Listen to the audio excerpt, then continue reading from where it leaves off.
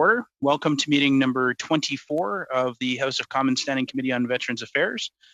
Today's meeting, as is now the norm, is taking place in the hybrid format. Pursuant to Standing Order 1082 and the motion adopted by the committee on October 27th, 2020, the committee is resuming its study on a strategy for commemorations in the 21st century. I'd like to welcome all the witnesses who have taken time to join us today. I will introduce you all, and then each of you will have 5 minutes for opening remarks. I will indicate when there's 1 minute left. Don't panic. You have lots of time. Just start to wrap up your remarks, and that'll be the case throughout the meeting. I apologize in advance if I have to interrupt anyone. That is part of the job as chair, as the official interrupter. So first, I will introduce everyone from the Canadian Naval Memorial Trust. We're joined by Mr. Wendell Brown, past chair, commander retired, and Captain retired William Woodburn, the chair of the organization. Thank you both for being here. From the Department of National Defense, we have Dr. Steve Harris, Acting Director, Chief Historian, Directorate of History and Heritage. From the National Association of Federal Retirees, we have Jean-Guy Soulière, the president, and Sayward Montague, Director, Advocacy. From Operation Husky 2023, Steve Gregory, and from Rwanda Veterans Association of Canada, Kevin Sammy Sampson, Vice President.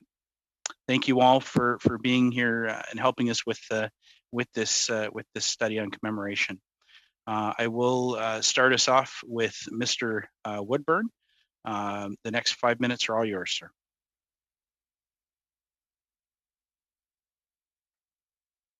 Mr. Woodburn, you're on mute, I believe. That was a great way to start. Give me a second here.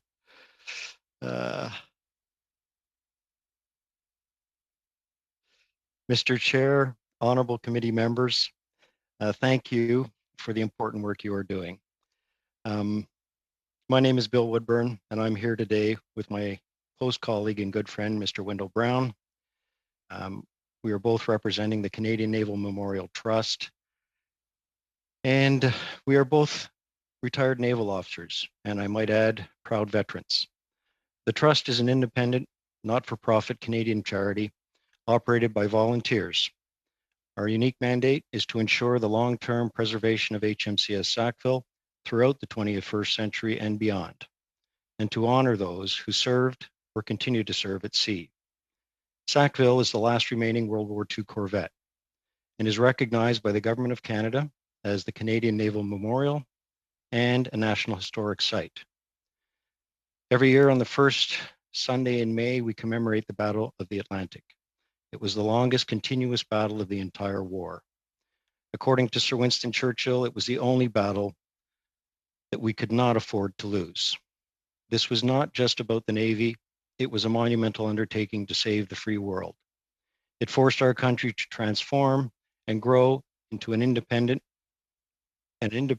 industrial nation, holding meaningful voice amongst our allies. Sackville is not just an historic ship or a naval monument. It is a concrete and enduring symbol of one of the greatest achievements of our nation.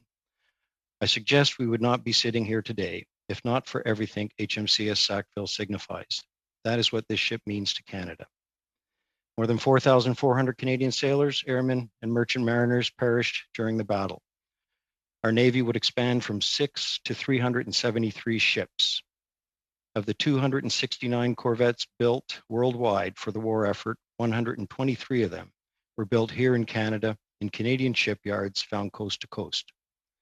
The global importance of Sackville as the last remaining vessel of its kind was recently confirmed by its appearance using modern day technology in the Netflix film Greyhound, championed by Mr. Tom Hanks. Canadian corvettes were named after Canadian towns and cities and crewed by men from every province and every walk of life. They suffered an endless mission of convoy duty in the North Atlantic under every imaginable condition. Sackville was there through it all, witnessing the hardships and the horrors endured by Canadians at war at sea. This year marks the 80th anniversary of Sackville's commissioning. Our trust is made up of approximately 1,000 members spanning every province, the USA, and Europe. Our membership consists of serving military, veterans, and civilians alike. Sackville exists today because of the efforts and dedication of our volunteers. We are funded primarily through donations and ongoing support of our members. Each summer, we open the ship to visitors on the Halifax waterfront. Sackville has been rated as a top tourist destination in the city for several years now, based on its unique historic and commemorative significance. But collaboration truly holds the key to our survival. Without doubt, the strong support of the Royal Canadian Navy has been crucial. But more recently, we have partnered with like-minded organizations to help create a maritime heritage district on the Halifax waterfront. In addition, we have established an agreement with the RCN and Heritage Canada to assist with the conservation of the ship and have benefited from a formal agreement with the Canadian government to help us fund a crucial refit that I'm pleased to say will be completed within a few days. As a result, we've given Sackville a new lease on life for the next decade or so by addressing significant deterioration in the hull. However, long-term preservation will eventually require the hull to be completely replaced. We estimate the cost to be in the order of $12 million. Raising this money will be the main focus of the trust in the years ahead. In doing so, we look forward to working with all three levels of government and will need their support and guidance to achieve this vital goal. HMCS Sackville represents and is a reminder of what Canadians from all walks of life, from all regions of the country, can do in times of peril. From builders and shipyards to sailors who served, to families that were so tragically affected, Sackville still resonates as a pillar of our collective national history. We must ensure that legacy endures. I would add, we would be pleased to invite each and every one of you to visit Sackville at your convenience, should you ever be in Halifax. Thank you very much. Thank you very much, Mr. Woodburn. And I assure you, all of us look forward to a day when that kind of invitation is something we can take you up on. Great. Up next, we have Dr. Harris for 5 minutes, please. Mr. Chair and members of the committee, thank you for the invitation to speak to you today, and I value your work as well. I'm Dr. Steve Harris, the Chief Historian and the Acting Director at the Directorate of History and Heritage within National Defence, where I have worked for 42 years. I represent the Directorate of History and Heritage, which is uniquely placed within National Defence to maintain and preserve military history and heritage, as well as to support the Minister Veterans Affairs in its commemorative activities. I am also the co-chair of the Minister of Veterans Affairs Commemorations Advisory Group, a position I have held for 5 years. As such, I come to this discussion of commemoration in the 21st century with an historical lens and a great deal of institutional knowledge on the subject. While the Department of Veterans Affairs has the mandate to commemorate the service and sacrifice of Canadian sailors, soldiers, and aviators in past wars and conflicts, the role of the Department of National Defence is to support VAC's planning and the execution of its commemorative activities, including a long-term strategy for commemoration. National Defence and the Directorate of History to continue to support VAC in its commemoration of those brave Canadians who have served Canada in armed conflict, with particular focus in the past few years on the First and Second World Wars. Mr. Chair, thank you for your time, and I look forward to answering your questions. Thank you very much, Mr. Harris, Dr. Harris. Up next, we have, I believe it will be Mr. Soulier that is going to be taking the time for the opening remarks.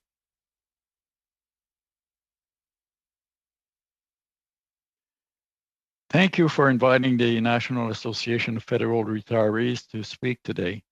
I am joining you from Ottawa, Ontario, the traditional and unceded territory of the Algonquin and Anishinaabe peoples.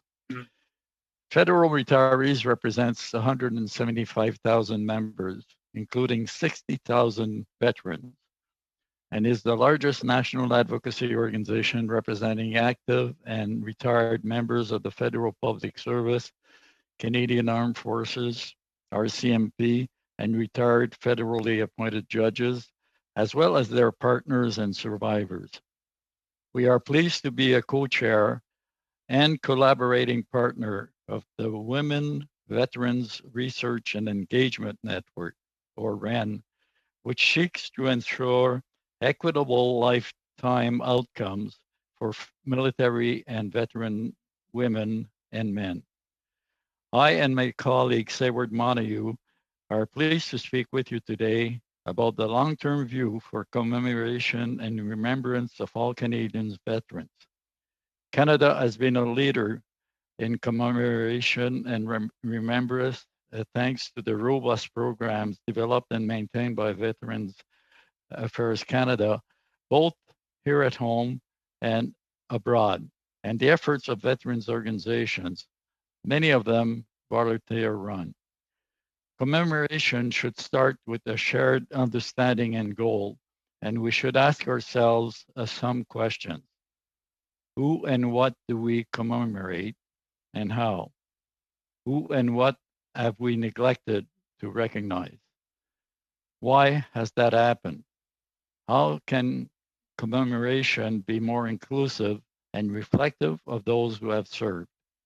Commemoration should reflect what the Canadian Armed Forces and the RCMP are, from the composition of those forces to their work to the challenges faced by those who have served.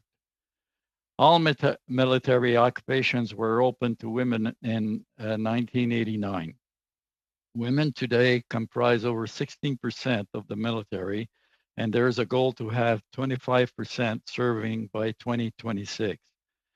We know military women face inequitable health and other outcomes during and after their services, and recent months have been difficult for veterans women with the lived experience of military sexual misconduct and military sexual trauma.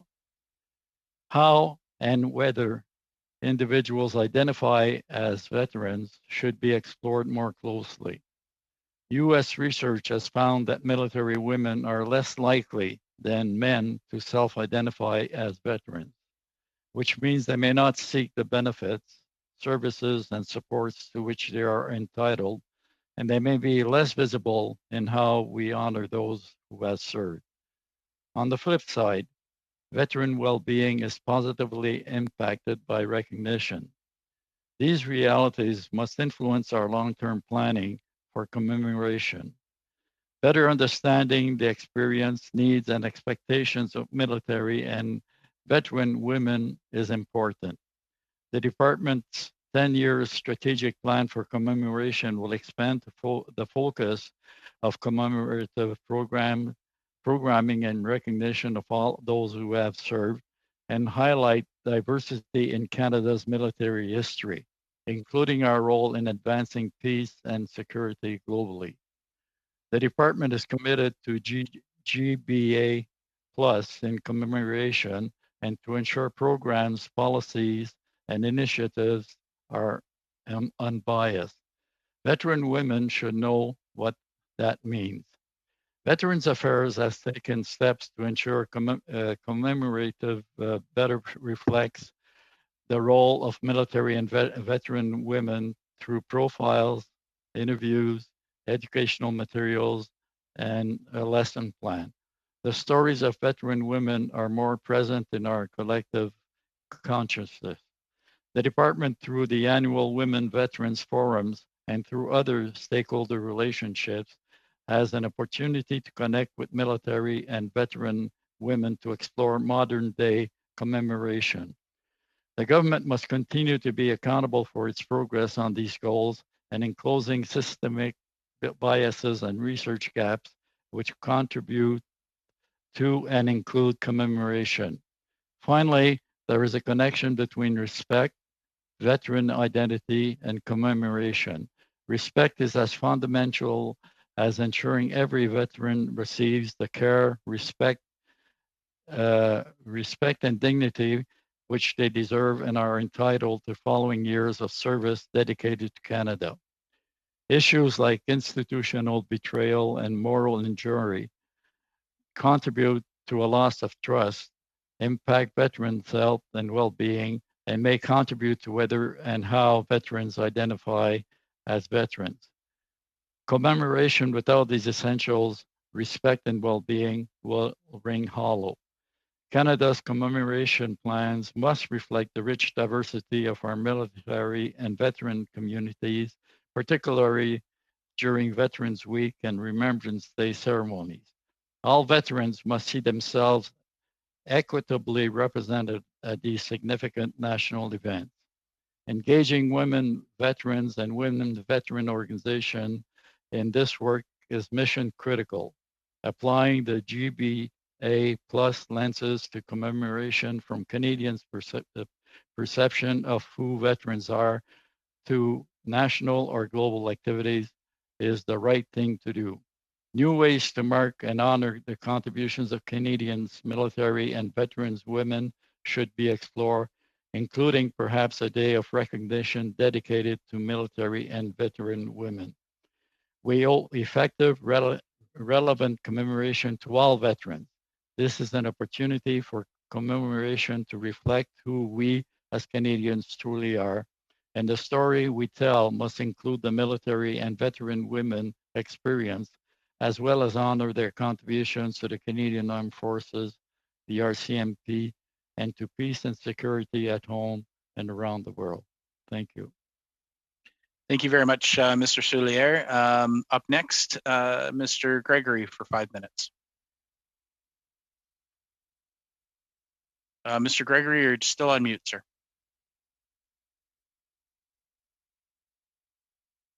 The story of my life this year, always on mute. So thank you, Mr. Chair. To start with, my name's Steve Gregory. I'm a business owner from Montreal and the honorary colonel of the 2nd Field Regiment, Royal Canadian Artillery. Before I begin, I need to explain to you why commemorations are so important to me. In 2006, my then 10-year-old son, Eric, produced a history project about the battle, a specific battle in Sicily. It was very difficult for him to complete. We could find very few resources. Nothing was available that talked about the Canadians in Sicily in 1943. By chance, a year later, I visited a museum in Sicily that was dedicated to the Allied landing, and I was disappointed. There was no Canadian exhibit, only a poster and a couple of small artifacts you could fit in a cup.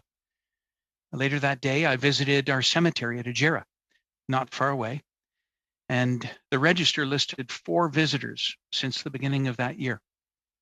It was then August 1st. These experiences led me to feel that we had abandoned the memory of our fallen, that we had neglected to honor their sacrifice, and it stuck with me as a civilian. Motivated by this perception of injustice, I organized Operation Husky 2023 and 2018.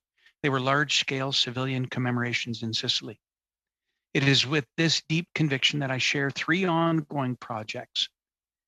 The Walk for Remembrance and Peace is a 325-kilometer marked walking trail along the path of the 1st Canadian Division troops, from the landing at Pechino to Adrano, with an accompanying history book and walking guide that we hope engages Sicilians in remembrance and creates an economic engine that sustains their involvement. Imitating the Camino de Santiago, we're hoping that this walk becomes known as the Canadian Camino. The second invites youth from grades 10, 11, and 12 into a conversation about what makes peace possible. It's called the International Forum for Peace, Security, and Prosperity. This annual event and student contest will be held online and in Sicily. It brings together high school students, officer cadets, together with academics to explore the role of our military and the institutions of public order and justice in establishing the basis for a flourishing peace and ultimately societal prosperity. The third, Operation Husky, will commemorate the anniversary of the Allied landing in Sicily in 2023 and again in 2028. Here we'll honor our fallen and celebrate the rebirth of a peaceful, secure, and prosperous society. As in past activities, a group of Canadians will walk the 325-kilometer path that'll take us 20 days. Two strategic imperatives are guiding my team, and I hope they might be helpful to you. First, we are focusing on engaging and educating our youth. The forum provides a critical link to commemoration, but in the context of the outcome that so many sacrifice their lives to achieve, and that is peace. In this forum, students can share perspectives, both historical and contemporary, with military officer cadets, academics, and civilian leaders from Western liberal democracies who are preparing to or who have fought for peace. We're pushing our contest out to over 11,000 Canadian high schools, and we're convinced that our youth need to feel they own the commemorative space and are deliberately brought on board as true partners in commemoration events.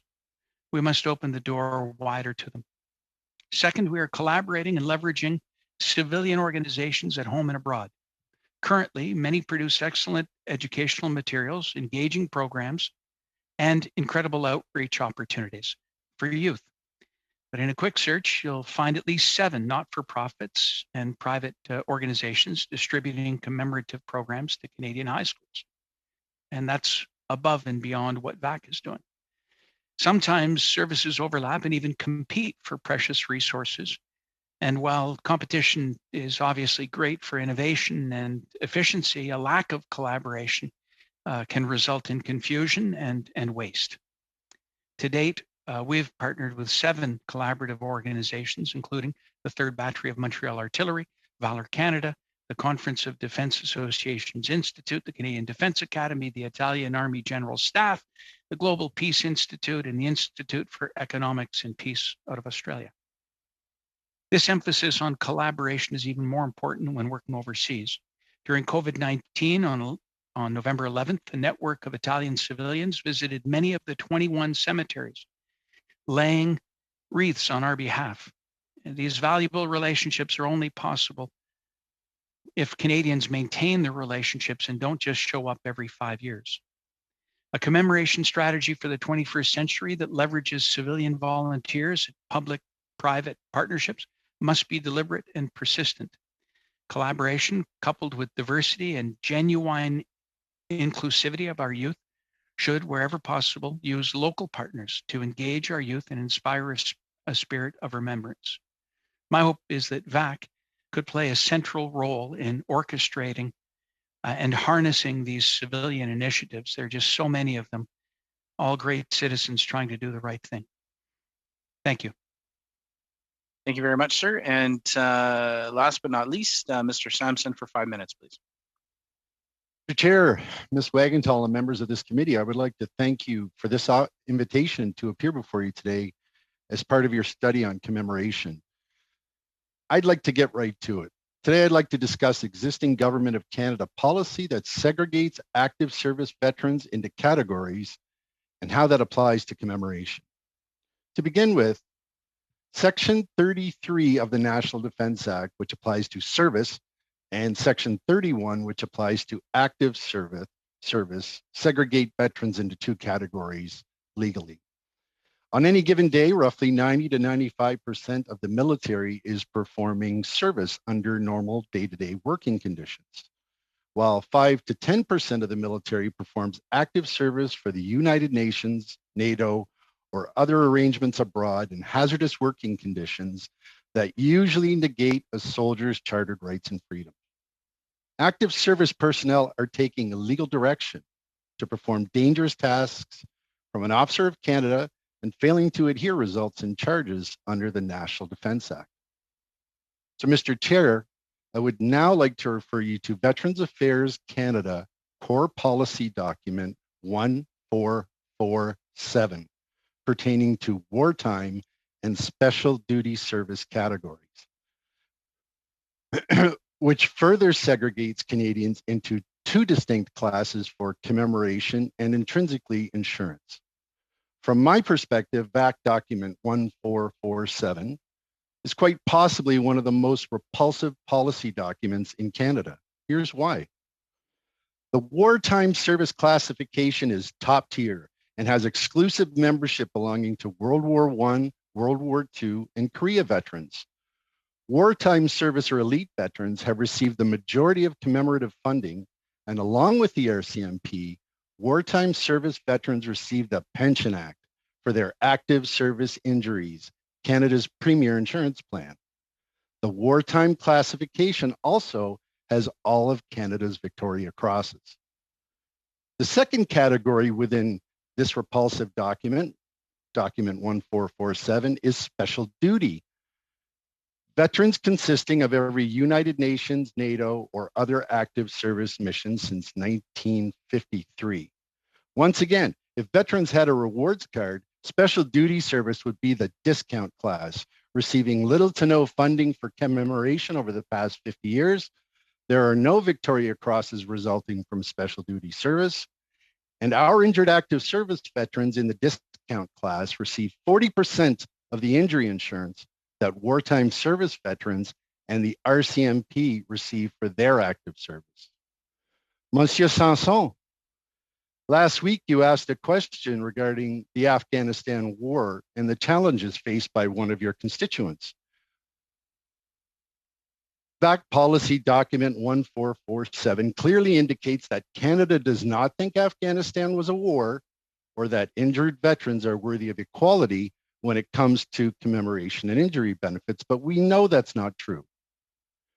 Members of Parliament, I ask you to refer to Library of Parliament document Bravo Papa BP 303 and Library of Parliament document PRB Papa Romeo Bravo 0006 to understand why Afghanistan is not a war in Canadian policy and to learn a great deal about your responsibilities as members of Parliament under Section 32 of the National Defence Act when government places Canadians on active service.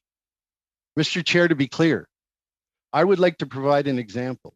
If a Korean War veteran, a member of the RCMP, and a Rwanda veteran make a successful claim to Veterans Affairs Canada for PTSD, the Rwanda veteran will receive 40% of the injury benefits that the other active service veterans do. Numbers do not lie.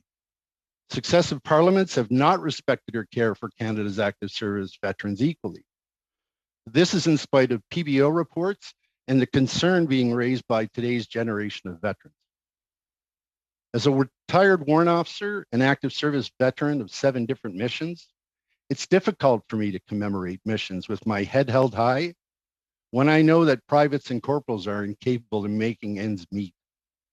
And it's simply because of document 1447 from Veterans Affairs. Bullets, disease, explosions, and trauma do not discriminate, but Canada does. And they discriminate against today's special duty service veterans when it comes to commemoration and intrinsically injury benefits. I would recommend that document 1447 be decommissioned and that active service veterans be treated equally as it pertains to commemoration and insurance under the Pension Act.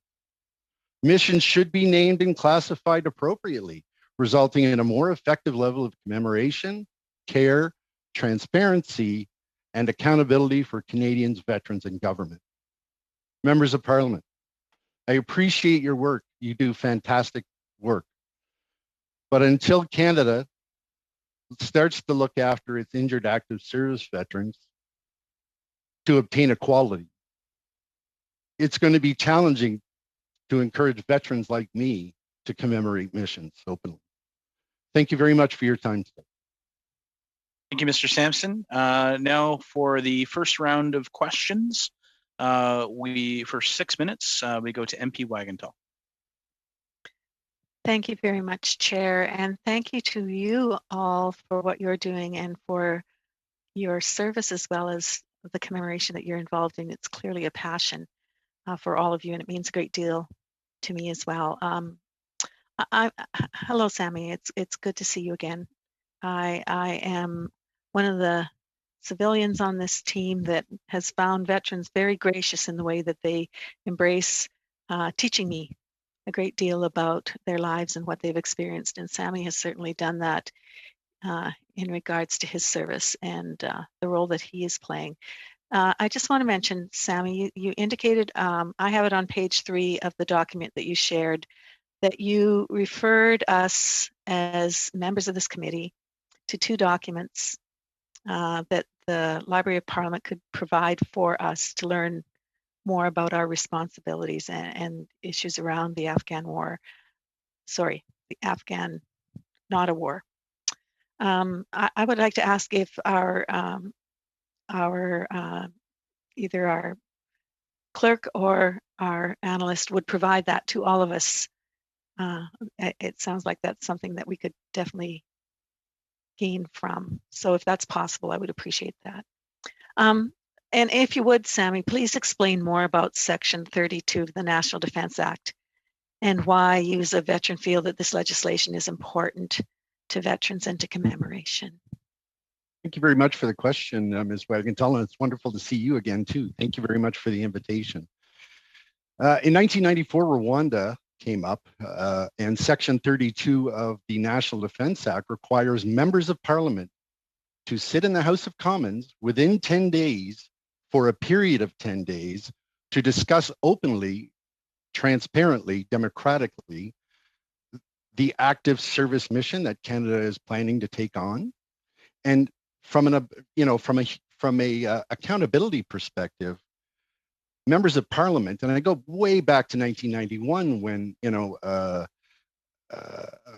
when Canada went to the Gulf War, members of Parliament came to visit us in the Gulf War. They had sat and discussed the Gulf War for 10 days to determine whether or not Canada should or should not participate. But then they also asked questions to ensure a lot of necessities.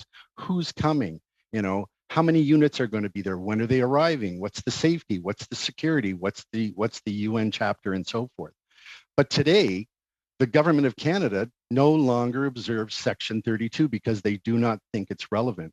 Now, I'm not sure how federal law works, but I understand that Section 32 is a law, and it does require, almost obligatory, for you to go and discuss our human rights and freedoms, our rights and freedoms under the Charter, and how they're going to be affected by the active service that Canada is placing us on. Now, today, the Liberal government likes to make all of its decisions in secret. The Governor and Council, however, provides the active service legislation, and it's exactly at that point when you are all supposed to sit in the House of Commons for 10 days and discuss it.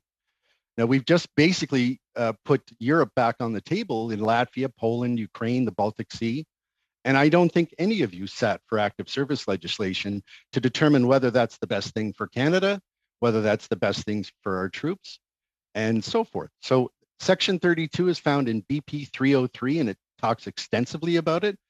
And I encourage you all to read it. You're going to find out some very interesting information about your obligations. Okay, thank you for that. Do I still have some time, Chair? About 2 minutes. Oh, wonderful. Okay, thank you. So as a veteran, what are your thoughts on how Canada should engage the public on commemoration? I hear a little bit of your angst around that dynamic based on your perceptions in regards to those who have served since the Korean War and the dynamics there. But what would you like to say to us in that regard? I would like to say not to recreate the wheel. I would suggest that we look to our partners inside of the Commonwealth. Let's talk to Australia, who has a very successful relationship with its veterans. Let's talk to New Zealand. Both of those organizations annually, both of those countries annually hold an event called Anzac Day. And what that allows veterans to do is at the dawn of one day a year, everybody shows up for a commemorative veterans parade. And it promotes camaraderie, it promotes healthy commemoration, it promotes, a positive relationship with Canadians. You're doing it at dawn, you're not getting in the middle of rush hour parade and so forth. So what that does, it allows veterans to come together. And I can almost guarantee that today's veterans are not coming together for commemoration unless there's a level of camaraderie involved within that commemoration. Because the only thing that's going to get me off my chair are my friends, my buddies, and my brothers and sisters in the military. So if we do something like that, if we start looking at what other countries have created, I think we save ourselves a lot of time and money. And I think we are able to use a lot of good ideas from other countries that would resonate with veterans and Canadians here. So can I ask you about the Afghan Memorial? It's in this 10-year plan, and of course, it's been taking a very long time to come to fruition. I hear from veterans from that time that that is a very important part of them having that place to go to meet each other. Is that the type of thing that you're referring to? Very brief answer, please. Sorry. Brief answer, please.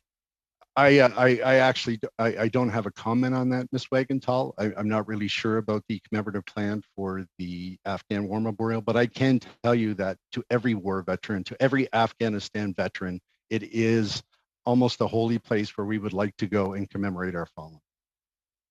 Thank you, sir. Up next for 6 minutes, MP Fillmore, please.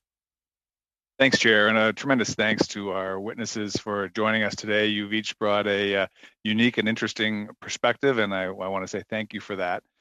I have the great privilege of representing Halifax, the home of Canada's East Coast Navy, home port, and home to HMCS Sackville. So you won't be surprised if I am going to direct my questions to Captain Woodburn and Commander Brown as we proceed through today. Wendell, it's nice to see you. We usually see each other at the Battle of the Atlantic event at the Maritime Museum of the Atlantic. We've been unable to do that 2 years running now. I look forward to seeing you very soon once we emerge from this malaise that we're all under. And I have, as you know, I have had the privilege of many times being aboard Sackville, including in the wardroom with the late great Jim Reddy, to hear him wax poetic about the history of Sackville and its role in Canada's nationhood. And it is a remarkable story, and one that absolutely needs to be preserved and maintained. And that's really what I want to talk to you about. If I could ask you each, Captain Woodburn and Commander Brown, to use the time that I have in my question to talk to us about what Sackville needs and what you feel can and should be done to preserve it so that its story can live on as the last surviving Canadian corvette. Thank you.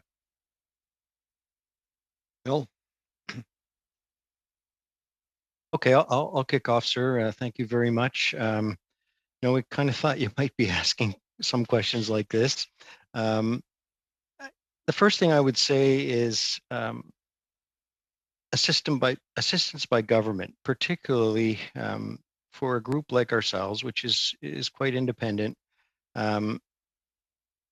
using things like social media. So the COVID crisis has really caused us to jump on board with social media. But it seems to me that with the power and oomph of an organization like Veterans Affairs, it could be not only for us, but for a lot of similar organizations like ours, we could get a lot more bang for our buck about commemoration, what all these different entities mean to Canadians, and on a more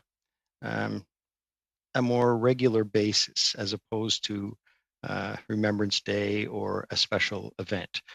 I actually went to the Battle of Atlantic commemoration ceremony on this past Sunday. There were 6 of us there to commemorate and lay a wreath. But typically that is just buzzing with the crowds and with the pomp and pageantry of what that battle is all about. So I think we could use help with developing better strategies in how we use social media. I also thought that incentives to the private sector to help with commemorative initiatives would be maybe a way that we could improve what we have. We struggle to get funds together, and it's usually Canadians, grassroots that are coming out to give us money and help us because they believe in the cause and they believe what we represent. The last thing I would probably say is I was very intrigued by what the UK has done with vessels of historic significance like HMCS or HMS Victory and Warrior. They've turned the national lottery into a system that can help with historical and commemorative significant items in their country. Both Victory and Warrior have survived because of that.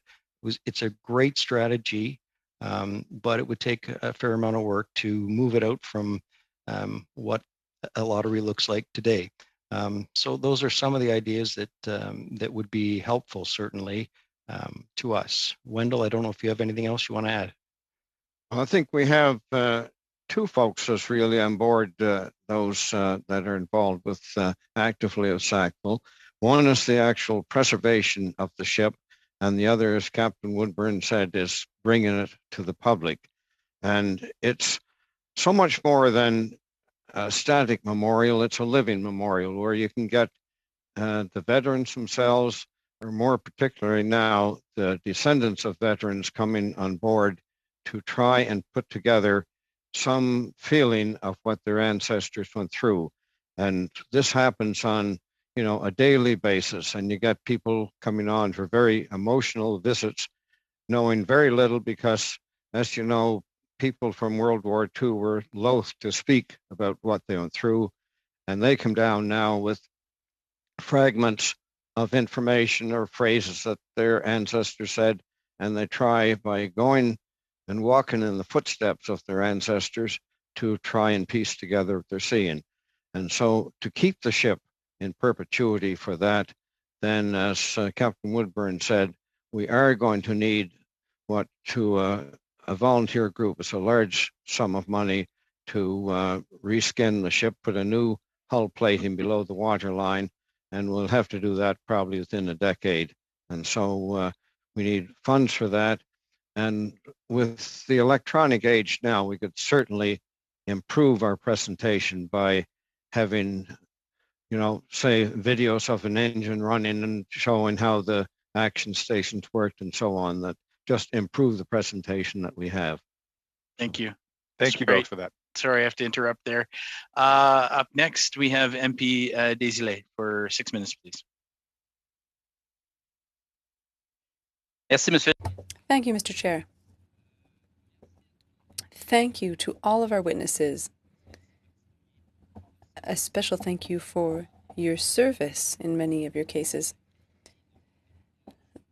The quality of your testimonies impresses me. My first question is for Mr. Soulière. You said, and this really stuck with me for quite some time, you talked about the recognition of women, respect or non-respect of women. You talked about a large proportion of women who don't feel that they can identify in this context. So can you talk to us a little bit more about that? Well, I would ask Sayward to speak to this. Okay, no problem then. She's a little more familiar with the file. We can't take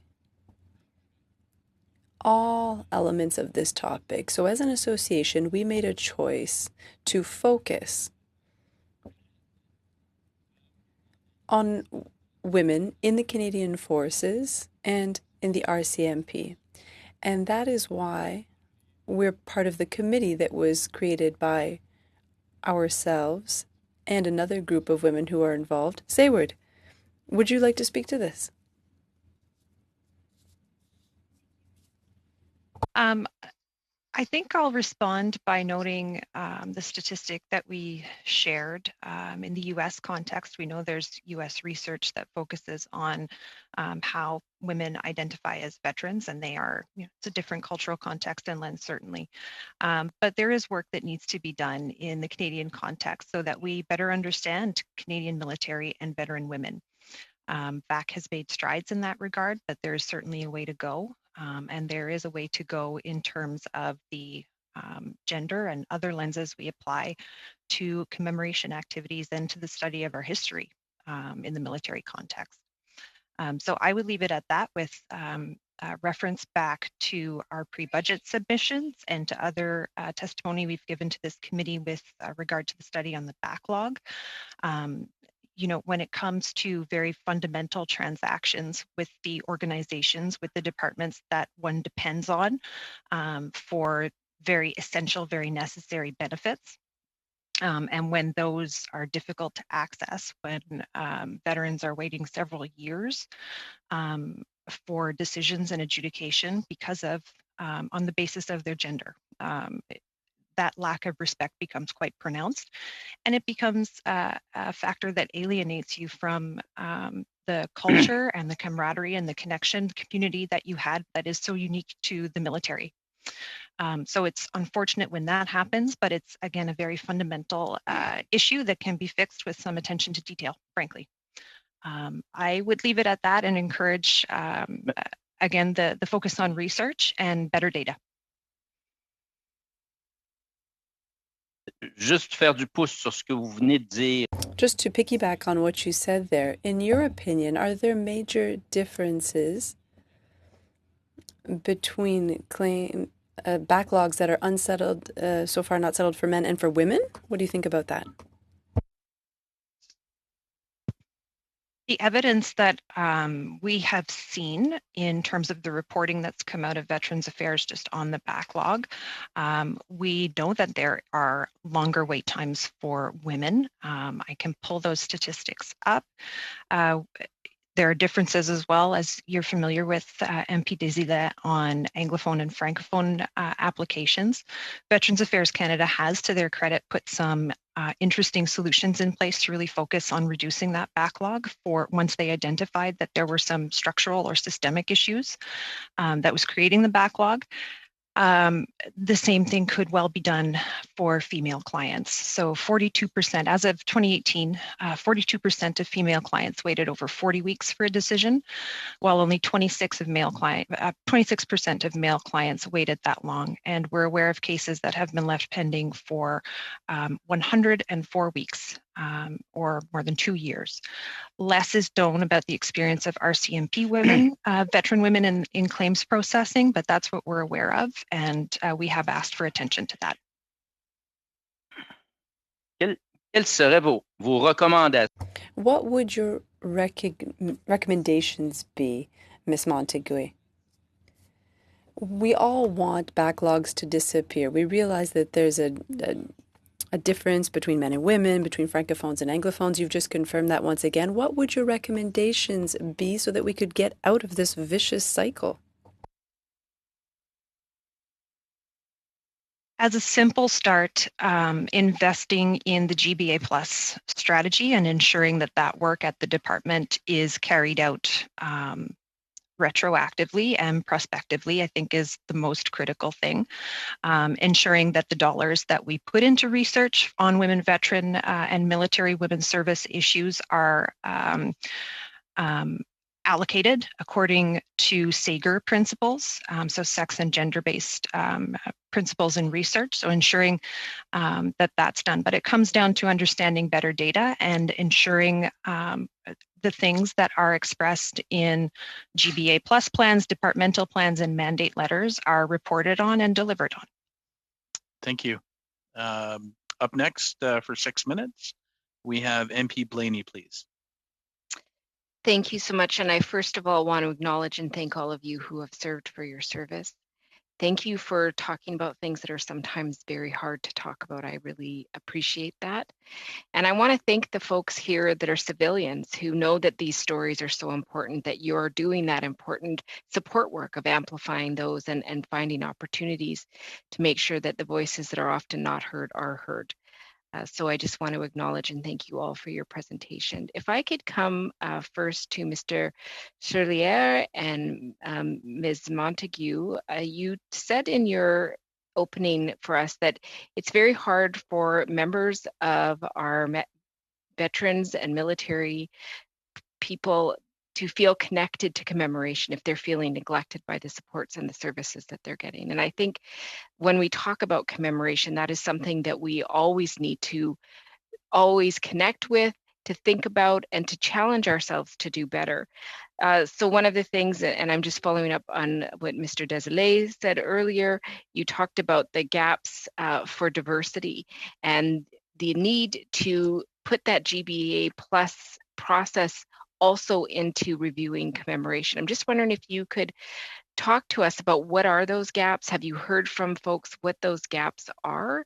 And what could we do differently? What could VAC do differently to start to address that in terms of commemoration? And I'll leave it to either of you to answer that question. I'll leave that for Sayward, because she's been working with the group that has come out with all of this information. Thank you. Thank you, MP Blaney, and thank you, Jean-Guy. In terms of plans for commemoration, we're aware of the 10-year strategic plan for commemoration that's come from BAC. That was informed by one of the advisory groups, which one of our colleagues is involved with, Dr. Harris is involved with. What we noted in reviewing the terms of reference and the records of discussion of the advisory group was that no discussion had come up about equity or about gender-based analysis in commemoration. The department has identified the need for GBA plus in commemoration, but there's nothing specific about what that exactly means. So how that's going to be achieved is, I think, another question that that we have, and the understanding of what that's going to mean is certainly a gap. So again, it comes back to that gender-based analysis and applying that lens through all of the work that's being done, because good work is being done by Veterans Affairs Canada and the organizations that are around the table supporting them. So that's one of the major gaps. And again, the other gap comes to research, which is a difficult question. We quoted some US understanding of how women are less likely to identify as veterans.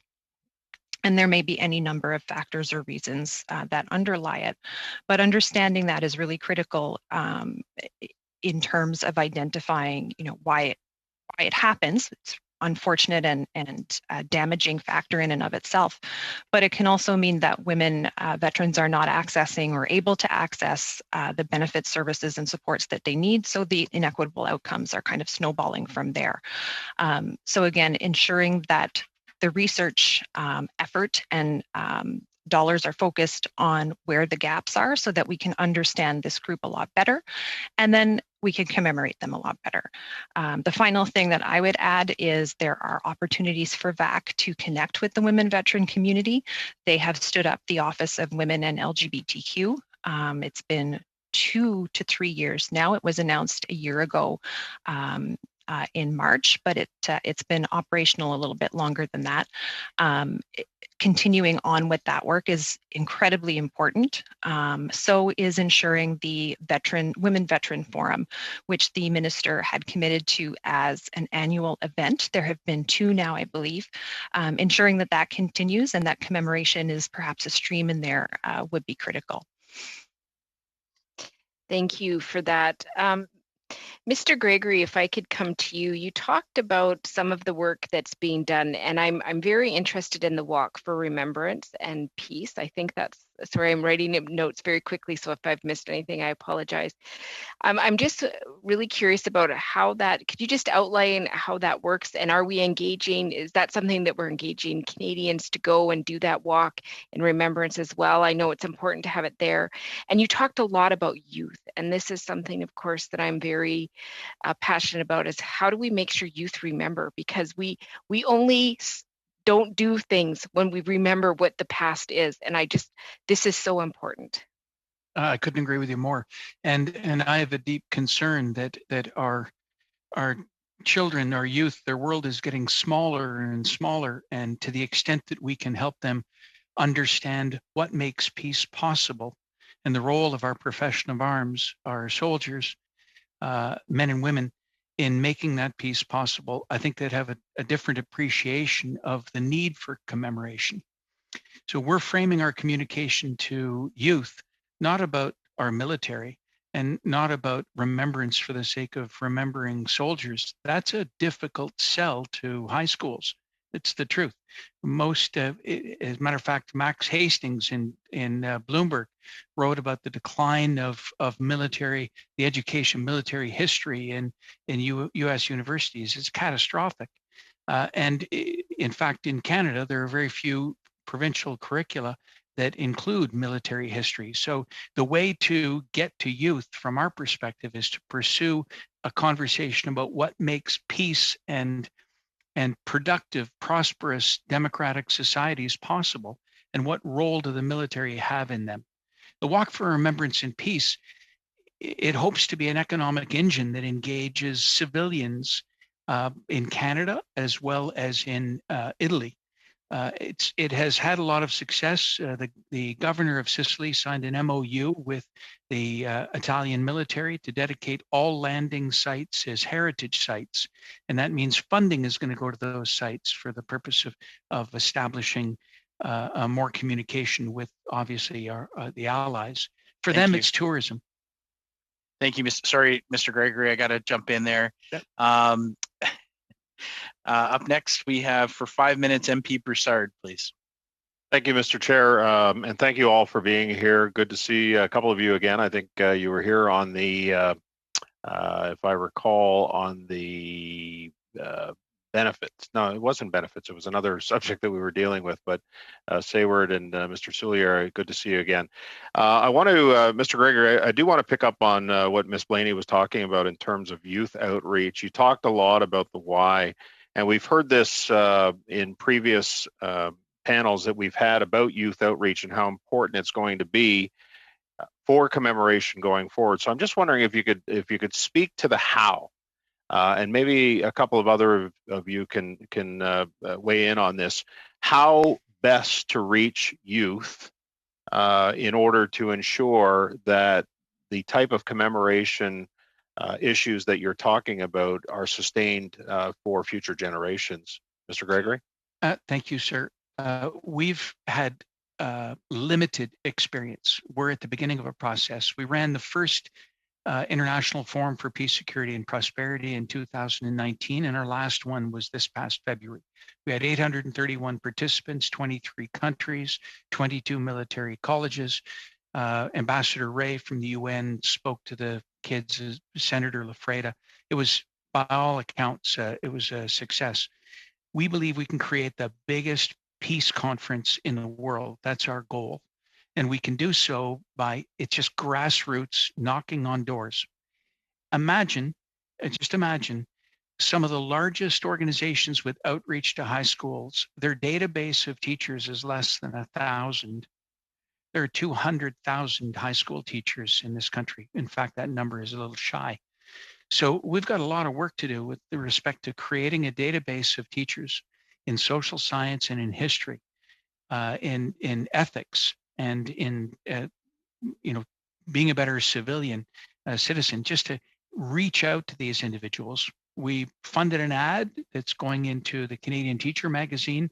We're building a database through a number of collaborations, and it's our expectation that it's just going to be a ton of hard work calling on individual schools. There are a lot of individual schools that take that onto their own. I know where I am in Barrie, just north of Toronto, The Simcoe County School Board, for example, really engages with youth. There were a couple of thousand that went to Vimy 100, for example. Right. So if I hear you correctly, then it's just a matter of funneling all of those resources into a one-stop shop where we can then get that information out to those schools to help them participate, correct? I'm not sure about the one-stop shop. I think there's an opportunity for VAC to coordinate and orchestrate the resources, the civilian resources. Just in Ontario and Quebec, for instance, we collaborate with 13 of 22 different civilian organizations who are trying to get themselves engaged in commemorations. And that's not including veterans associations or regimental associations. So there's a huge number of civilians who would like to be pointed at this. And I think VAC can bring these organizations together in some way to help them stimulate collaboration. I'll give you one perfect example. When Quickly, VAC if you don't mind, because I do have another question. Sorry, when VAC funds initiative for outreach, well, funding should be preferred for those organizations who can demonstrate collaboration. We're collaborating with 7 different organizations to stretch every dollar, and I think VAC could encourage that. Okay, thank you, sir. Thank you. Thank you. The other thing that we've been hearing, and I'll put this out. I know I've got 1 minute left, but the impact that COVID has had on commemoration and the adjustment that's had to be made by various organizations like the Legion to move to a more virtual setting, they found that they've been able to expand their reach. Do any of you, and I don't know who to direct this to, perhaps Sayward or Jean-Guy, but do you see virtual commemorations or a hybrid of such really becoming the reality of the future? Even if COVID is gone, is that the kind of thing that we are going to be? This is a more permanent type thing that we're going to be doing. Brief answer, please. Yeah, it depends on who you want to reach. No, I haven't heard social media being used to educate the youth. That is critical. How if we could use the social media to educate, that would be a start. For other generations, there's other methods, but we found that we are reaching our membership through social media more and more, and we're talking about the older population, whereas the younger population, that's they can't live without it. So maybe that's the way to start. Thank you. Thank you, sir. And now for 5 minutes, MP Amos, please. Thank you, Chair. Thank you to our committed witnesses. We all thank you for your incredible public service. So much of it just giving of your time and living out that passion that Canadians feel through you. I have a few questions. I want to start with Mr. Harris. Given his history and his keen awareness of so many years and going through so many governments on this question of commemoration, I wonder what lessons, Mr. Harris, we can learn from your 4 decades in public service on and awareness of the commemoration challenge. What are your takeaways after literally a lifetime of service in this area? It's funny. The real experience has nothing to do with where I work and nothing to do with my role as a co-chair of the Veterans Affairs Commemoration Group. I was 32 years as a Reserve Army musician. And when you are a Reserve Army musician, you end up playing at a lot of commemorative events and a lot of November 11th. I was in Halton County with the Lawrence Scots, in Toronto, and lastly in Ottawa with the Governor General's Foot Guards Band. And I noticed, I was shocked in June of 1994. It was the anniversary of D-Day, and there was a large event planned for Ottawa, and we knew that CBC and CTV were going to broadcast live from Normandy. Whether or not I was just cynical, I'm not sure, but I figured that when the band marched out of Cartier Square, Drill Hall, and turned down Elgin Street, that there would be kind of a dutiful crowd. That's not what we found. When we marched out and got onto Elgin Street, the crowd was 10 deep and enthusiastic, and turned left on Wellington Street, and it was 10 deep and enthusiastic. And we were all kind of shocked because none of us in the band, and heck, I'd been at the Directorate of History at that point for 20 years, none of us anticipated that this would be the response to that anniversary of D-Day. And then the next year, when again CBC and CTV were in Apeldoorn and televised the VE Day celebrations in Apeldoorn, it was the same thing. And it hasn't stopped since. The attention paid to the 90th of Vimy, the attention paid to the death of the last First World War veteran and the last veteran from Vimy Ridge. But more importantly, the folks who went onto the bridges over Highway 401 following the friendly fire incident in April of 2002. That was spontaneous, absolutely spontaneous. I don't know why this happened. I've spoken to Tim Cook about this because he's interested in the same question. We don't know why. Whether or not there was a sudden surge of collective guilt of having ignored veterans for a long time, again, I don't know. But going forward, my sense is that the appetite to commemorate is there. And unlike First World War and Second World War veterans who died before they could see this happen, Veterans Affairs, and I'm not trying to defend that or speak to it. The idea is we have to commemorate now before the veterans of the post-Korea era are dead and don't see the enthusiasm for it. Thank you, Mr. Harris. That's tremendous testimony. I'm going to pivot, given the limited time here, and I'm going to ask, this is an open question, short one. Mention has been made about the power of social media and the importance of connecting with youth.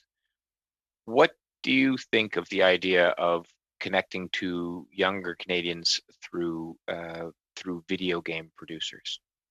Very, very brief answer from somebody there.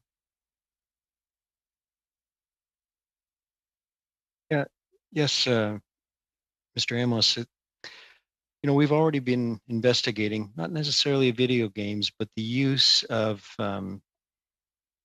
actually getting active video into our ship, so that someone could actually put their phone up to the ship, and the next thing you know, you're looking through your phone back into a battle in the Second World War. Things like that are more specific, maybe to different items. But I think it would be a tremendous item that would attract youth to come and see what's out there. That's one idea. Thank you. I'm afraid I have to interrupt there. I see your hand up, Mr. Gregory. Maybe somebody will come back to you on that point. Up next, MP Desley for 2.5 minutes, please. Merci, Monsieur le Président. Thank you, Mr. Chair. My question is for Mr. Sampson. You said the commemorations should happen through fair treatment and respectful treatment of female and male veterans. I would ask you to elaborate on this for a few seconds.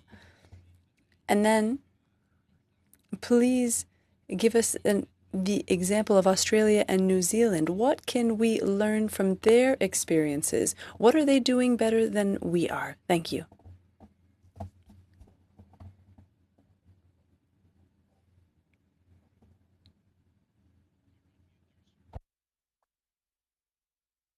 And I was practicing my French. Monsieur désolé, je suis désolé.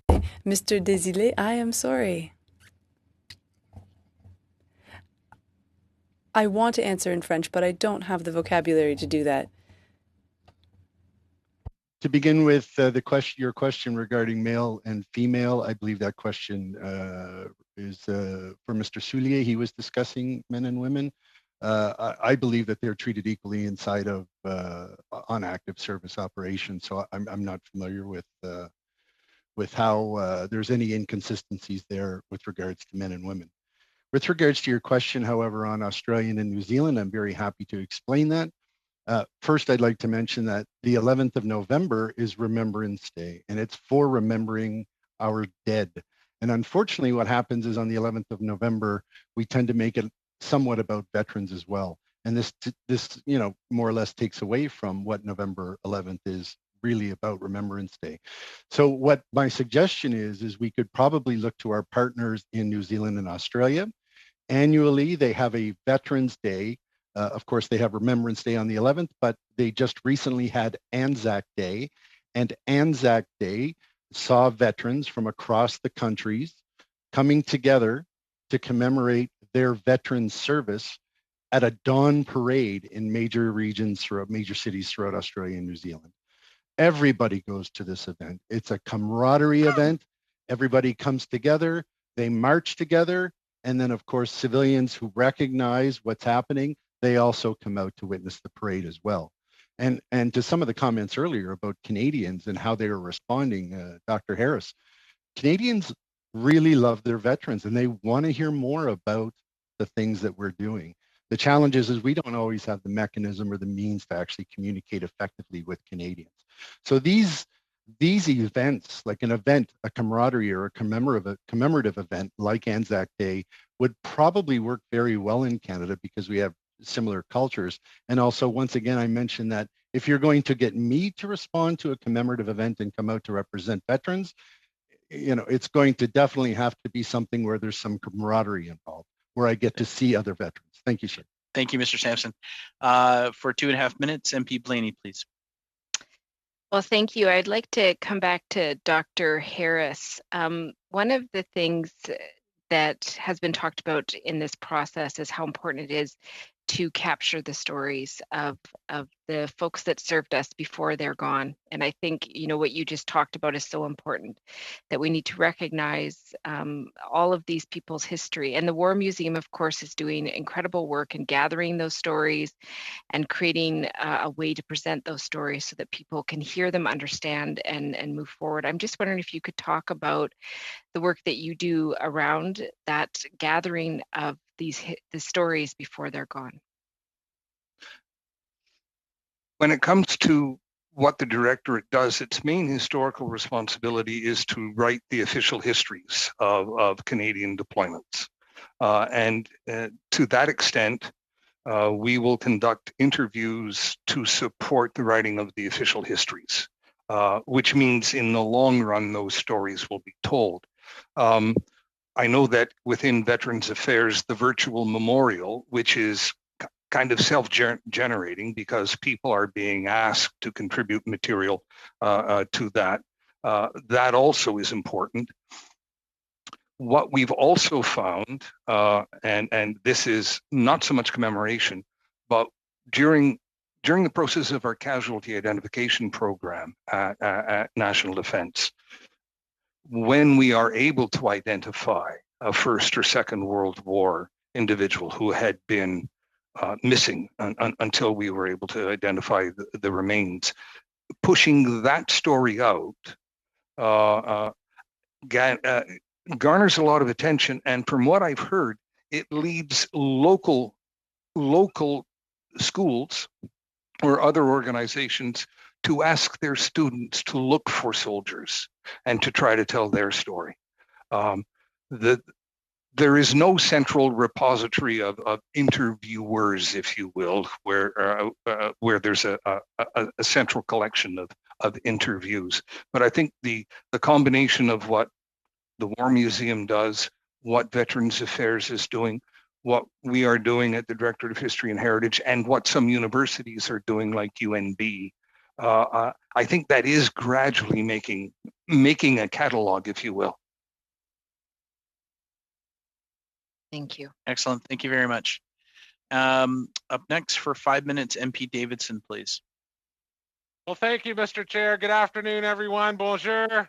You know what? I love talking about history. You weren't on the last call, witnesses, but I showed a picture of my grandfather that was recreated, Steve, in the War Museum.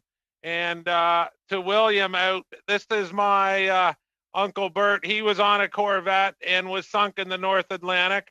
And that's my Uncle Donnie, who was shot down as a tail gunner July 23rd over France and hid with the French underground for a year till after the war. Anyways, colleagues, I'm sorry to bring this up again. And I think, Steve, only because I'm new to the committee, you're the first one I have from DND as a witness. I have a Silver Cross mother that works for me. Her son was killed in action in 2010 in Afghanistan, and it's just horrific. And with the unveiling of the Afghanistan Memorial 2 years ago, she was notified of that by letter 2 days after it happened. And I haven't had anyone yet that can answer the question that we ensure that the families of the fallen, especially I would say, you know, definitely current from Afghanistan, are notified when there's an unveiling. I just wonder if a process has been put in place that you know of, because I'm having trouble finding the answer to that is in place for that. Unhappily, I had nothing to do with the Kandahar Memorial lawn, opening at the Carling campus of NDHQ. But I know that in the plan going forward for the National Afghanistan Monument that'll be going across from the War Museum, I know that the Veterans Affairs plan there is to be inclusive, that won't happen without a lot of pre, that'll happen with great notice. Okay, no, thanks, Steve. I appreciate that. I just want to ensure that that was a devastating day here for me, and definitely for Mrs. Collier. Anyways, I appreciate, Steve. I love your enthusiasm, your story about the crowd that day. I'd like to see a couple of Lancasters ripping it down Wellington a couple days, showing the Canadian pride, and to see that small town snowbird, you know, thing we had going on last summer. I think that's very inspirational to Canadians. And maybe over to you, Steve, with the anniversary coming up in 2023, would you say that Canadians' awareness and recognition of the Canadian contribution in Operation Husky and the Italian campaign is where you think it should be? I mean, when I was looking at Operation Husky, I only know of Husky Squadron that were the heavy lifters in the Second World War. And I had no idea that there was an Operation Husky that took place in Italy. So I'm just saying, how can we get that message out more? Well, let me give you an example. I lobbied the CBC for 7 years, to get them to do anything about coverage. We did receive on the 30th of July of 2013, approximately 2.5 minutes of coverage, followed by a crocodile that was eating golf balls in Florida. And the opening reel of footage showed Americans in Okinawa. So we don't have, it's the coverage that Operation Husky has had is dismal. I must credit VAC and our embassies. Last year, the minister actually came out and didn't just go to Ortona, but came down to visit Ajira. That's twice a Minister of Veterans Affairs has come, and to as far back as we have records. I'm committed to 2028. This Walk for Remembrance and Peace, I'll tell you, if we can convince Canadians that this is worthy of the title of the Canadian Camino, we could engage the imagination of Canadians and get them to walk that battlefield. 562 men died in 28 days, 2,310 wounded. And my goal is to put Operation Husky on the map by 2023 in a stellar way. Okay, I love the enthusiasm, Steve. Make sure you keep us in the loop on that. You'll be in the loop, sir. Okay, Thank you, I Mr. appreciate Davidson. that. Thank you, Mr. Chair. Thank you. Up next for 5 minutes, MP Sampson, please.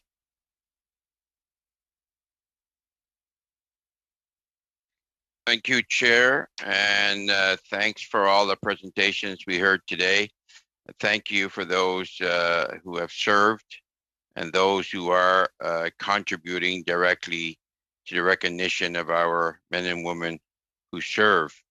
I want to say hi, of course, to my colleagues in Nova Scotia, of course, Mr. Brown, Mr. Woodburn, for their work that they continually do here in Nova Scotia to recognize, of course, the Battle of the Sackville. I really want to thank as well Mr. Harris, 42 years of research, very, very important. We need to have you in this study, and your information will be essential. Also, my colleagues with the federal retirees, that big question of who, what, and how, very important question for this study. Mr. Gregory, for your work for young people, I find that very, very impressive, and this is so important in our research as we're going forward. And Monsieur Sanson, je crois que tu es de la Nouvelle. And Mr. Sampson, I think you're from Nova Scotia. I don't know if we have a family link, but I'm very happy to meet you. For that information. Maybe 3 quick questions. I'll start off with my colleague in Nova Scotia.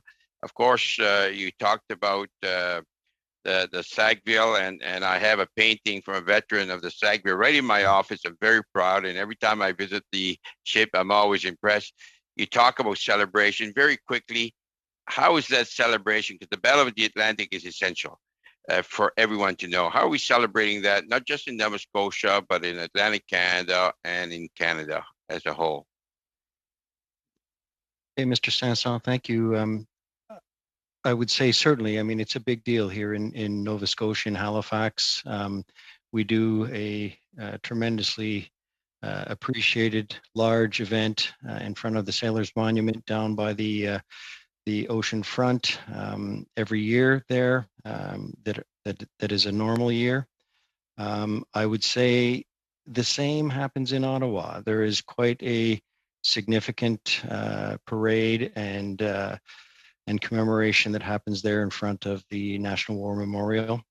And I'm aware of Victoria, where as well there is a fairly large contingent of people and large crowds that come out to witness a ceremony out there.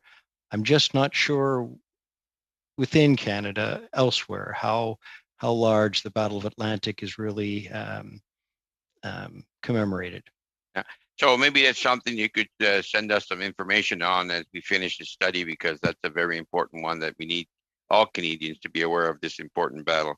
My second question would be directed maybe Mr. Harris and Mr. Sanson. How do you think we can apply the service of peace, or better apply a service of peace lens to recognize the other wars, of course, World War I, World War II, and Korean War, but the other wars? How could we apply a better lens to the service of peace? We'll start with Mr. Harris, and then maybe Mr. Sampson very quickly. I think the idea that Veterans Affairs has developed going forward, which is to focus on geographical parts of the world over a 5-year cycle, and then within that 5-year cycle, not repeating the focus each time, so that if it is a Middle East focus, for example, it may be UNEF 1 on the first go round that will have the focus, although the whole commitment will be covered. But then the next time it'll be Iraq, and then the next time it could be the Jordan-Israeli border. And I think that notion of going around the world geographically on a repetitive cycle, but changing the specific focus each time is going to bring out just the large number of deployments there have been. Thank you. I think that's a very good approach as well. Monsieur Sanson, maybe you can give us a little of your comments around that. Absolutely, Mr. Sampson. And just for the record, I'm from the better looking side of the Sampsons from Nova Scotia. So first off, I agree with Mr. Harris's or Dr. Harris's comments. I think what Veterans Affairs Canada is doing is very good. But I want to make a note that there is no mission classification system. So, from the service of peace, Rwanda was, recorded as a peacekeeping mission, but it wasn't a peacekeeping mission. It was a humanitarian intervention. How do we classify that? Why is Afghanistan not classified as a war? I just did e-petition 3217 with Mr. Broussard to have the Gulf War elevated into the next class because there's no mission classification system. It was very successful. Canadians are very concerned. So I submit that the absence of a mission classification system to accurately define missions is key. Thank you. Thank you. Do I have Thank any you very time much. left? No, Chair? I'm afraid I let you go over a little negotiate bit on that piece. Thank you. Afraid not. Sorry. Up next for 5 minutes, MP Wagenthal, please. Thank you again, Chair. And this is just so good. Thank you so much. I just want to mention with the Battle of the Atlantic, as a brand new member of Parliament back in first spring that I attended that, it blew me away. The action out on the lawn was late happening. It was raining. It was cold. And it took me hours to get over that. And those veterans refused umbrellas, refused, I just looked at them and I kept saying, if they can do this, you can do this. And the pictures of them out on the Atlantic covered in ice and what they went through, I don't know how we can explain that further to young Canadians, but it was just, I regret that we haven't had that opportunity to do that again as members of Parliament. And with what Sammy has said as well, we as members of Parliament need to understand what our armed forces go through. And I know to a certain point, I believe Sammy told me once, no, you do not want to know, you shouldn't know. Of course, there are things that are beyond what we can handle. But to just have that level of appreciation Sammy, I just want to ask you, again, you talked about the issues around the Gulf War and then with Afghanistan. Canadians just think they're all wars. We do, if you don't know any different, of course it's a war. And when you find out, what do you mean it isn't a war? Why do we make these differences? I know Rwanda, what I've learned from that circumstance was a peacekeeping dynamic. Our soldiers face horrific things no matter what circumstances they end up in. So why are you so passionate about that recognition of the difference of terms? Oh, well, because it's absolutely imperative to veterans. Veterans are very intelligent and we're very keen on specifics. We're forced to learn policy. We're forced to follow standing operating procedures. Everything makes sense in the military, with the exception of the fact there's no mission classification system. How can we have defecation drills for using our chemical suits that actually tell us how to go to the washroom while we're using chemical uniforms, but we absolutely do not have a way to clearly communicate to Canadians, to members of Parliament, and to veterans what it is we're asking them to do. And in the case of Rwanda, that changed on the fly in 1994 when we were on the ground. New rules of engagement, new mission, everything changed. We had, and as veterans, we were standing there confused. We absolutely did not know what was going on. So I'm very passionate about fixing that for young soldiers, or excuse me, young Canadians who take a chance on the Canadian Armed Forces. So would you change so that's where you're saying, though, that would change your perspective on commemoration? Absolutely. That is a dynamic. Okay. Yeah, absolutely. I think it's important to have that classification. And just to be clear, since 1941, everything we've done has come with the United Nations Security Council resolution. Right. Those are very specific in telling us what is happening on the ground and what they want us to do. But what happens is it gets muddled when defense tries to speak to Canadians. So okay, that's great. Thank you. I really wanted to get a clarification there. And in regards to our Navy, our Navy and our Air Force, we have Moose Jaw Base you know, we're so proud of the things that we have in Saskatchewan that very few people are aware of. We also have, I believe it's called the HMCS Unicorn. It's in Saskatoon. It's a building, but they train as though they're on a ship, right?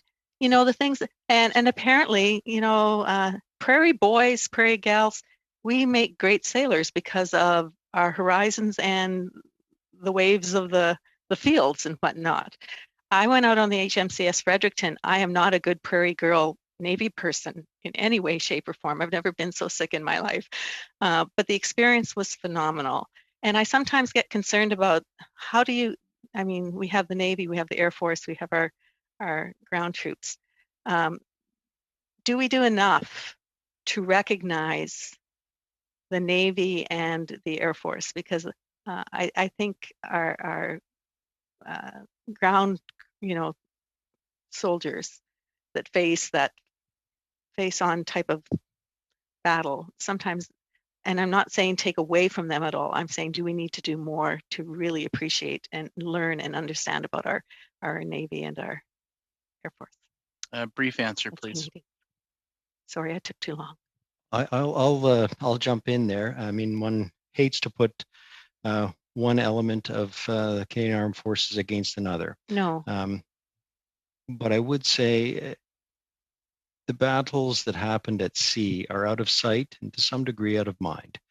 One of the, I hate to put it this way, one of the luxuries that a soldier may have is to go back and visit the ground that he once fought, to remember, to relive, you know, what happened there, and to really mark hallowed ground.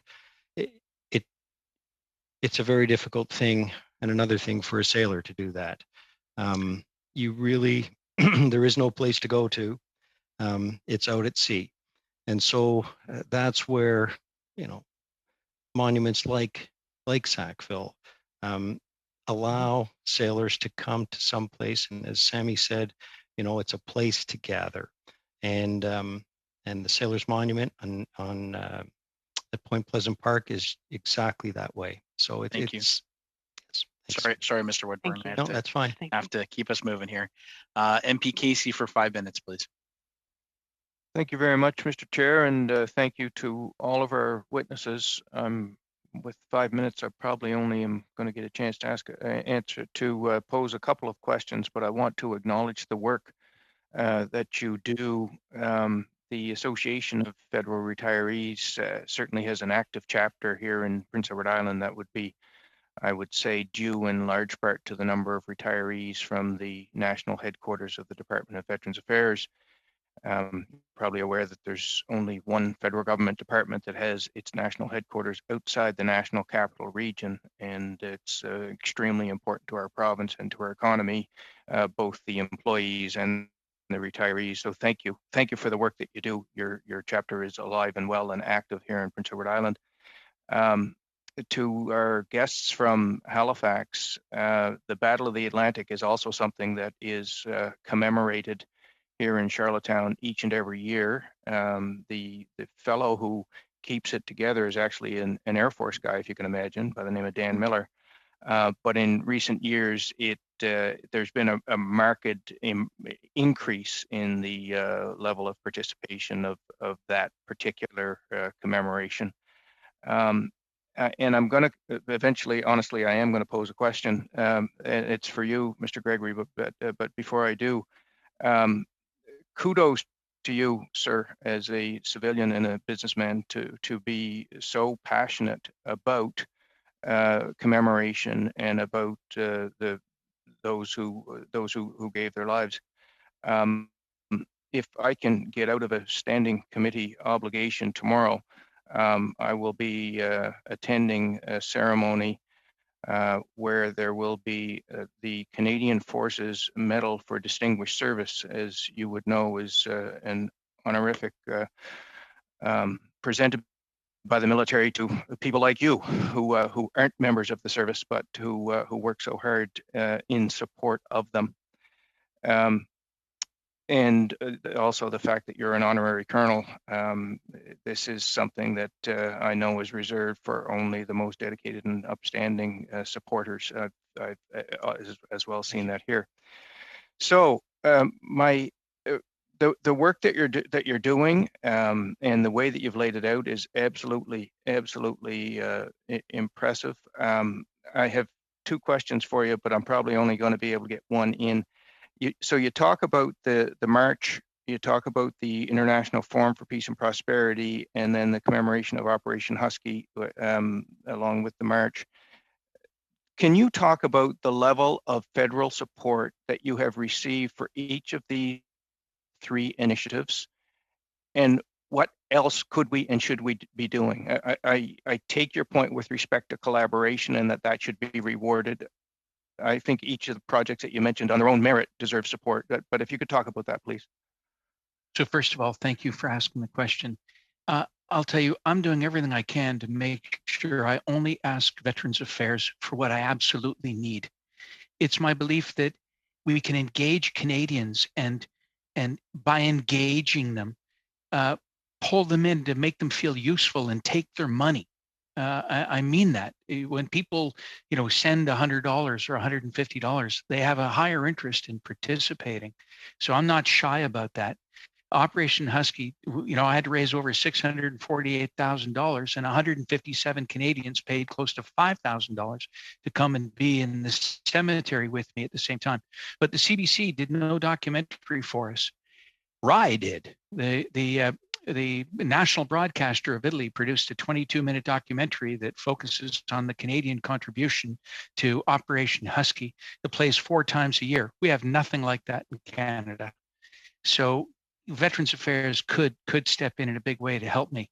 I will be asking them, and believe me, Veterans Affairs has been very, very generous to me. When I've asked, we get. For instance, in 2013, they gave me $62,000, which I paid to UNB to produce a booklet. I'm now asking them to help me make a contribution to the Canadian history, which is a unique book. 3 Canadian authors, 3 Sicilian authors producing the history of each day of the battle from both perspectives, showing the cost of war in civilian terms. We think that will be very effective. The signs are costing us 40,000 euros. I've personally guaranteed to pay for those, but man, oh man, could it ever, that could be really helpful.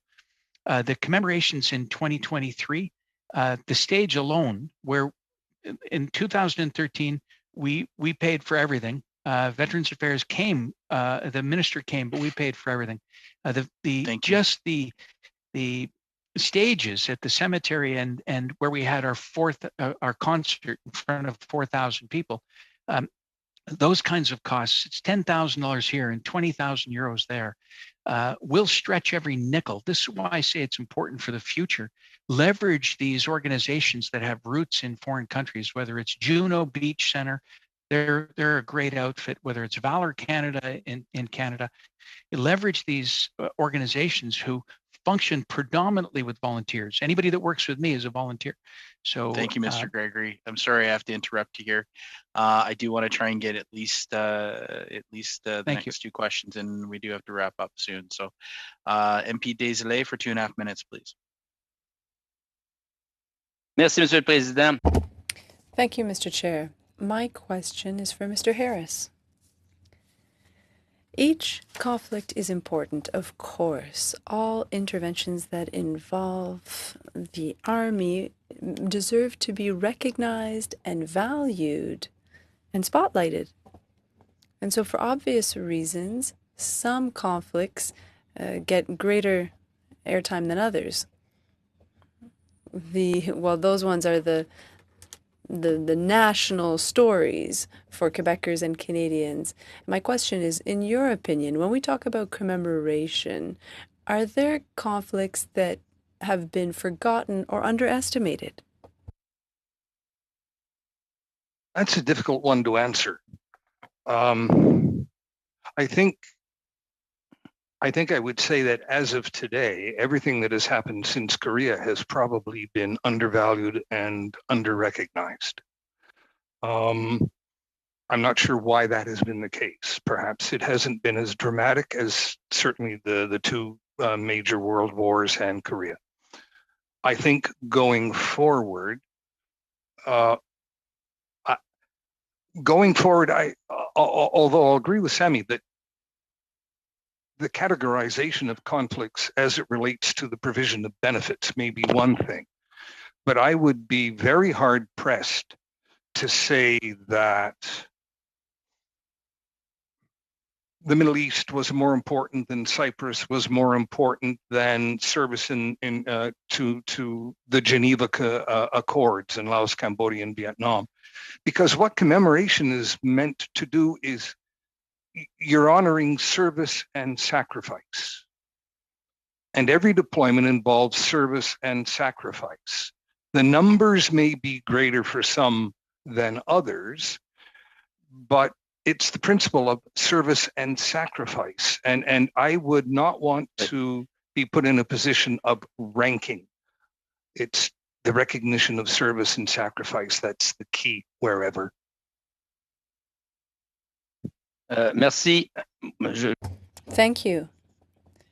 Just to piggyback on what you were saying, I lost my uncle in the Korean War. And I ran to every commemoration that was available, but there weren't a lot. My father was aware of all of this. Mr. Sampson, I think you might want to add to this and answer to that question as well.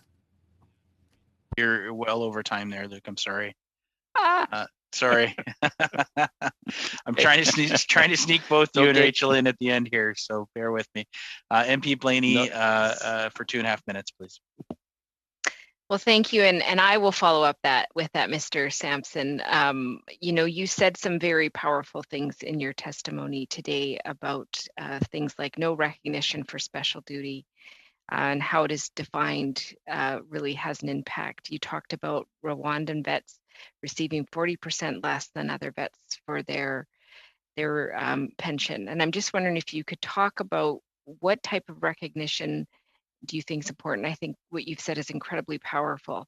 I don't want to go to recognition unless I'm with the people that I served with. I think that's an important thing for us to hear, but could you just tell us about what kind of commemoration would be powerful and what things have to go hand in hand with that?